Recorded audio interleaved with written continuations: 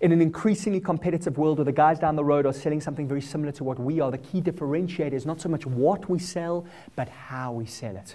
It comes down to the relationship that we develop with our clients.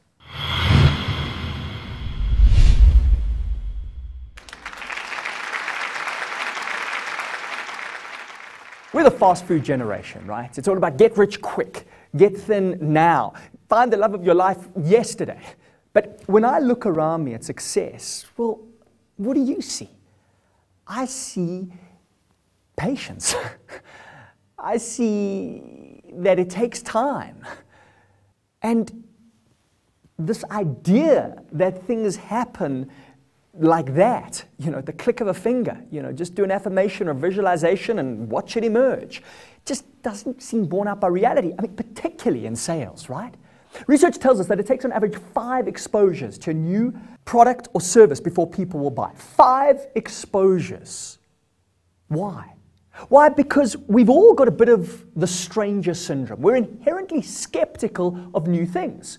And that's probably healthy, because if you are prepared to allow any new person, product, or service into your life, well, if it's a person, for one thing, they could be dangerous. They could be an axe murderer. So you need to get comfortable. And the truth is, as a salesperson, you don't want them to buy instantly, because if they come to you instantly, well, they'll leave you instantly too. It's good that it takes time. It's good that it takes time. No, it's not easy, but if it's easy, somebody else would have already done it. The fact that it's a challenge means that if you're prepared to hang in there, you will be the one that gets the deal. So 5 exposures. What determines whether you'll go through to the 5th exposure? Because research tells us that most salespeople give up after the first. Once they've said no, they go, well, they don't like me, they don't like the product, and they never go back. Well, no doesn't mean forever. God's delays are not God's denials.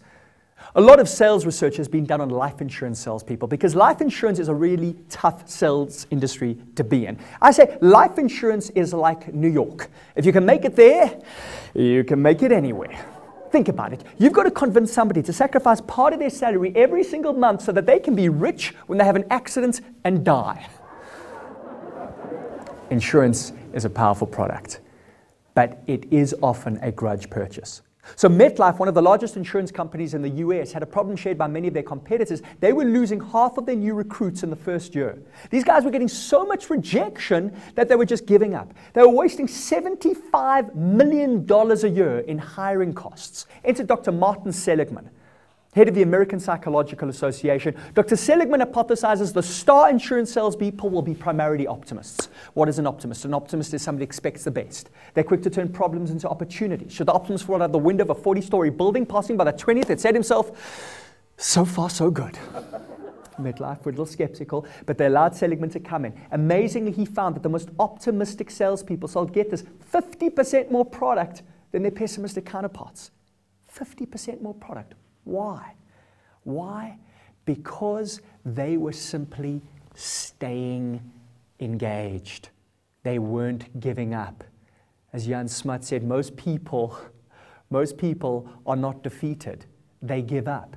These guys simply weren't giving up. Why? Because they had a belief system that took the broad frame, as in, this is not forever. This is just a snapshot. This is just a stepping stone on my eventual path to success. Anyone know who the world's greatest salesman of all time is? His name is Joe Girard. Joe Girard is still in the Guinness Book of Records for selling more used cars in a week than most people sold in a month. In his best day ever, he sold 18 cars retail one-on-one. This is in the 1960s in America when 2-car families weren't the norm. Well, what did he do? Well, he did a few things, but one of the things that he did is if you did business with Joe, from then on, as long as Joe was in business, you would get a birthday card. Not an SMS, a birthday card, handwritten birthday card from Joe every single year for as long as he was in business, whether you did business with him or not. But 5 years later, when you were looking for a new car, where were you likely to go? Joe. I mean, I thought about the guy who sold me a car 5 years ago. 5 years later, I can't even remember his name. And so, yes, we want to show up, but we also want to acknowledge, because that's what we all want, to feel important. Now you might say, yeah, but there are people who do that. Well, then do it differently. Send them the birthday card 1 week before their birthday and say, hey, I just wanted to be the first to wish you.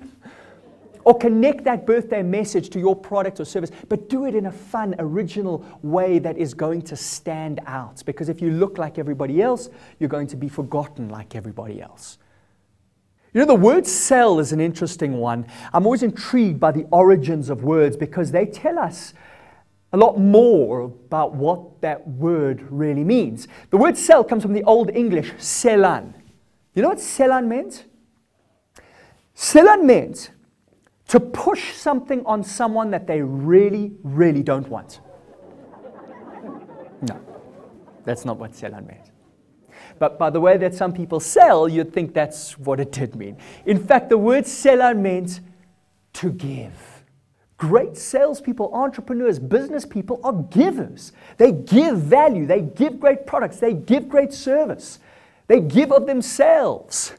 Yeah? And yes, they are rewarded. It's a reciprocal relationship. You see, here's the fundamental law of success, not just in sales, but in life. The best way to get is to give. The best way to get is to give.